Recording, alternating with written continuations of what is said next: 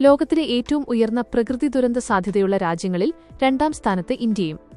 2025 മുതൽ 26 വരെ കാലഘട്ടത്തിലെ കണക്കുകൾ പ്രകാരം കാലാവസ്ഥാ വ്യതിയാനവും ജനസാന്ദ്രതയുമാണ് ഇന്ത്യയെ അതീവ അപകടസാധ്യതയുള്ള രാജ്യങ്ങളുടെ പട്ടികയിൽ മുൻനിരയിലാക്കിയത്.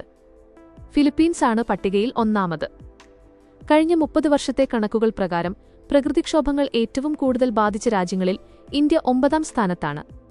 2024 മുതൽ 2025 വരെ വർഷങ്ങളിൽ ലോകത്തെ ഏറ്റവും കൂടുതൽ ആളുകളെ പ്രകൃതി ദുരന്തങ്ങൾ ബാധിച്ച രാജ്യങ്ങളുടെ പട്ടികയിൽ ഇന്ത്യ 3ാം സ്ഥാനത്തുമാണ്.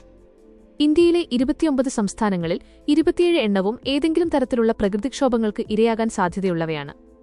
ഇന്ത്യയിലെ ദുരന്തബാധിതരിൽ പകുതിയിലധികം പേരും വെള്ളപ്പൊക്കം മൂലമാണ് കഷ്ടപ്പെടുന്നതെങ്കിൽ ഒഡീഷ, ആന്ധ്രാപ്രദേശ്, ഗുജറാത്ത് തുടങ്ങിയ തീരദേശ സംസ്ഥാനങ്ങൾ വലിയ ചുഴലിക്കാറ്റ് ഭീഷണി നേരിടുന്നു.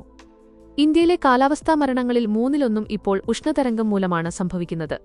ഹിമാലയൻ നിരകളും പശ്ചിമ ഇന്ത്യയുടെ ചില ഭാഗങ്ങളും അതീവ ഭൂകമ്പ സാധ്യതയുള്ള മേഖലകളാണ്. പശ്ചിമഘട്ടത്തിലും കേരളം ഉൾപ്പെടെ ഹിമാലയൻ സംസ്ഥാനങ്ങളിലും കാലവർഷക്കാലത്ത് ഇത് വലിയ ഭീഷണിയാണ്.